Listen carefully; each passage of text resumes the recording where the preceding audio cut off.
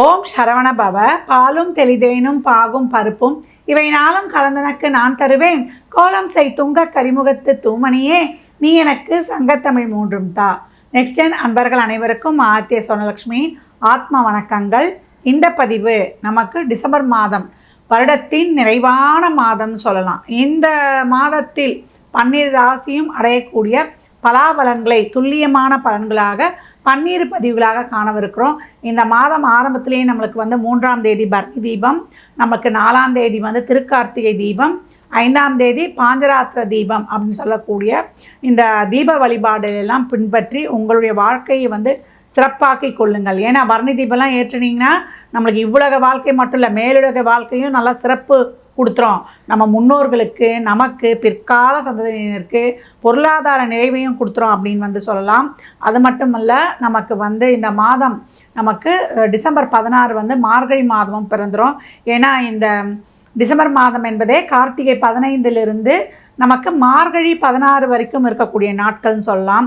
இந்த மார்கழி பிறப்பு ரொம்ப விசேஷம். இந்த நாட்களில் பிரம்ம முகூர்த்தத்தில் தான் கோயிலெலாம் திறந்துருவாங்க.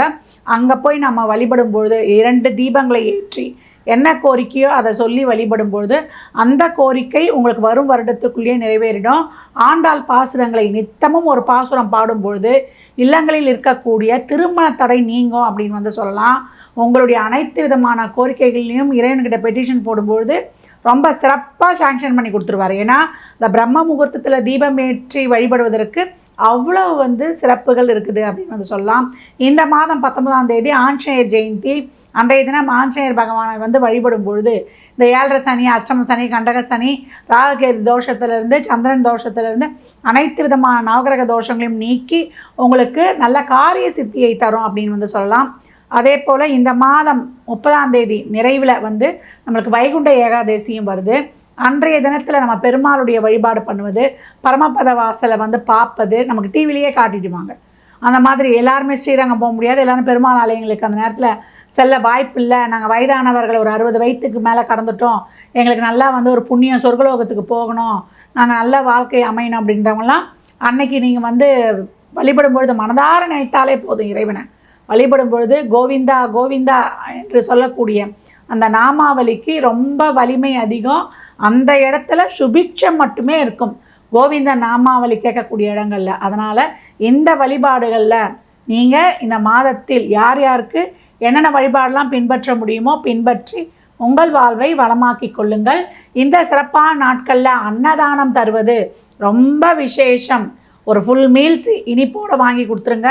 ஒரு வாட்ரு பாட்டில் தண்ணி, மேலே ஒரு சில்லறை பணம் 11 ரூபா 21 ரூபா உங்கள் சக்திக்கு ஏற்றாற் போல் 51 வைத்து கொடுக்கலாம். கொடுக்கும்பொழுது உங்கள் வாழ்வு வளம் பெறும்.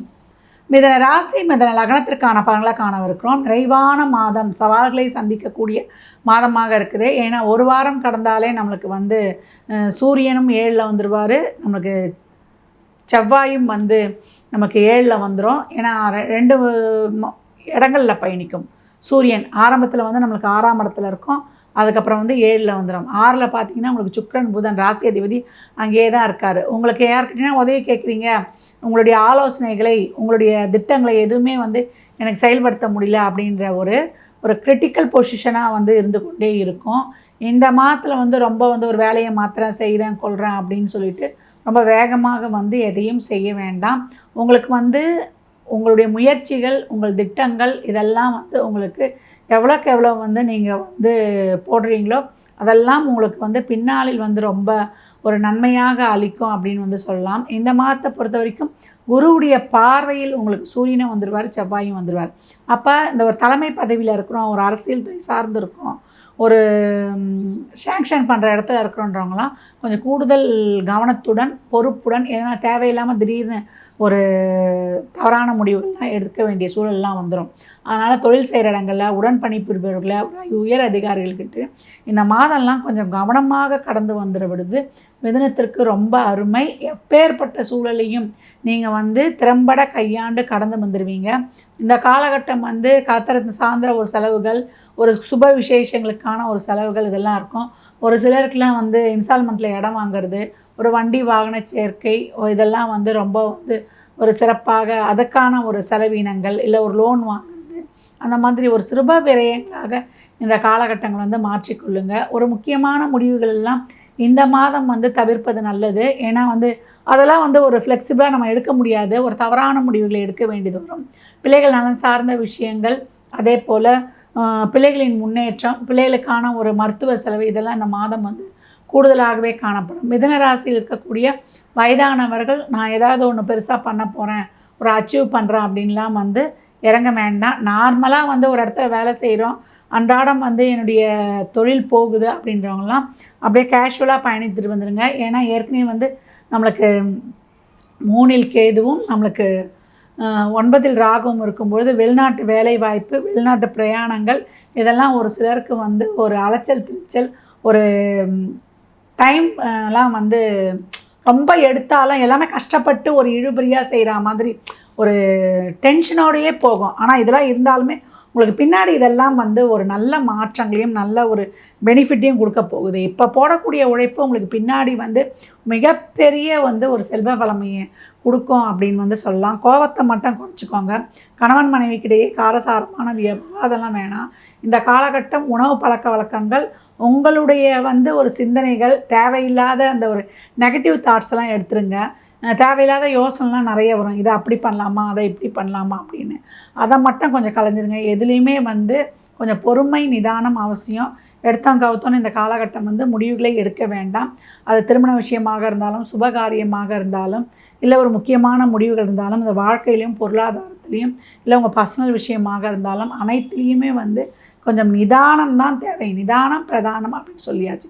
இத்தனை மாதங்கள் வந்து உங்களுக்கு நல்லா வந்து மூவ் ஆன் கேரி ஆன் நல்லா பண்ணுங்க அப்படின்னு சொன்னவங்க இந்த மாதம் மட்டும் ஏன் சொல்கிறோன்னா, தேவையில்லாத வந்து ஒரு தவறான முடிவுகள்லாம் எடுத்துருவோம். ஒரு கோவத்துலேயோ ஒரு டென்ஷன்லேயோ எப்போவும் வந்து கோபமாக இருக்கும்போதும் சரி, சந்தோஷமாக இருக்கும்போதும் சரி, முக்கியமான முடிவுகள்லாம் எடுக்கக்கூடாது. நம்ம கண்ணு மறைச்சிடணுங்களா. அது உடல் ஆரோக்கியத்தில் கவனம் தேவை.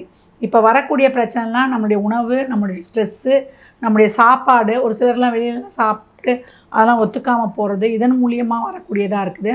அதனால் அனைத்து வகையிலுமே உங்களுடைய பணம் கொடுக்கல் வாங்கல், வாய் வார்த்தையில், உங்கள் கமிட்மெண்ட்ஸில் இதெல்லாம் கூடுதல் கவனமாக இருக்கணும். ஏன்னா சூரியனும் செவ்வாயும் பார்க்குறதுனால உஷ்ண சம்மந்தப்பட்ட பிரச்சனை, போன் ஒரு ரேஷ் ட்ரைனிங் போயிடுவீங்க, ஸ்கிட் ஆகி ஒரு சிறப்பு காயம் இந்த மாதிரி. அதனால் பயணங்களில், இரவு நேர பயணங்களில் ரொம்ப கவனம். வண்டி வாகனங்களை ஹேண்டில் பண்ணும்போது கவனம். ஹெல்மெட் இல்லாமல் இந்த காலகட்டம் செல்லாதீங்க. மாணவர்களுக்கு உங்கள் உழைப்பை போடுங்க. தேவையில்லாத குழப்பம்லாம் ஒரு ஆளுக்கு ஒன்று சொல்கிறாங்க, நான் என்ன முடிவு எடுக்கிறது அப்படின்னு சொல்லிட்டு இந்த மாதம் முக்கியமான முடிவு வேண்டாம். அப்படியே பொறுமையை காருங்க. வியாழக்கிழமையில் அயக்ரீவருக்கு 3 நெய் தீபங்களை ஏற்றி அந்த அயக்ரீவருடைய காயத்ரியை சொல்லிவிட்டு நீங்கள் படிக்கும்பொழுது உங்களுக்கான படிப்பு வந்து ரொம்ப அருமையாக இருக்கும். அனைத்து வகையிலையுமே ஒவ்வொரு விஷயத்துலேயுமே கொஞ்சம் நிதானமாக ரொட்டீன் லைஃப்பை வந்து பொறுமையாக கடந்து வந்தாலே மிதுனம் இந்த மாதம் வந்து அழகாக வந்து கடந்து வந்துடலாம். அடுத்தடுத்து வரக்கூடிய மாதங்கள் உங்களுக்கான மாதங்கள்னு சொல்லியிருக்கோம். ஏன்னா வர வருடமே உங்களுக்கான ஒரு சிறப்பான வருடம்னு சொல்லியிருக்கிறோம். இந்த மாதம் கொஞ்சம் நிறுத்தி என்னென்னலாம் நம்ம பண்ணுறோம், எந்தெந்த இடத்துலலாம் நம்ம வந்து ஸ்ட்ரகிள் பண்ணி தவறுகள் செய்கிறோன்றதை திருத்தி கொள்வதற்கான ஒரு சிறப்பான மாதம். பொறுமை, கோபம் இது மட்டும் வந்து பார்த்து ஹேண்டில் பண்ணணும். பொறுமையாக இருப்பது உங்களுக்கு சாலச் சிறந்தது. அதுதான் உங்களுக்கு திருப்பி இங்கே சொல்லிக்கிட்டு இருக்கேன். ஏன்னா அதிகப்படியான கோபத்தை கொடுத்துரும். அதை வார்த்தையாக வந்து செவ்வாய் 7லேருந்து வெளியே விட்டுடும். சுக்கிரன் வந்து எமோஷனலை கண்ட்ரோல் பண்ண முடியாத அளவுக்கு நம்மளை செயல்படுத்த வச்சோம். இதுக்கு தான் இங்கே வந்து சொல்லப்படுது. இந்த மாதத்தை பொறுத்த வரைக்கும் நீங்கள் கார்த்திகை தீபம் இருக்கு இல்லையா, பரணி தீபமும் ஏற்றி சிறப்பாக வழிபடணும். கார்த்திகை தீபத்தில் விரதம் இருந்து, மௌன விரதம் நீங்கள் இருக்கும்பொழுது அந்த 1 மணி நேரமாவது இருங்க. 4 பேருக்கு தானம் பண்ணுங்கள். சிவ வழிபாடு உங்களுக்கு சிறப்பான பலனை தரும் அந்த நாட்களில். அதே போல் வைகுண்ட ஏகாதசி வழிபாடு அன்று பெருமாளை தரிசனம் செய்வது உங்களுக்கு 5ஆம் பாவம் சொல்லக்கூடிய பூர்வ புண்ணியத்தை சிறப்பாக ஆக்டிவேஷன் செய்து உங்கள் பொருளாதார நிறைய மிகப்பெரிய ஒரு உயர்வை வந்து கொடுக்கும் அப்படின்னு சொல்லலாம். இதனை ராசி லக்னக்காரர்களுக்கு நல்வாழ்த்துக்களை தெரிவித்துக் கொள்கிறேன்.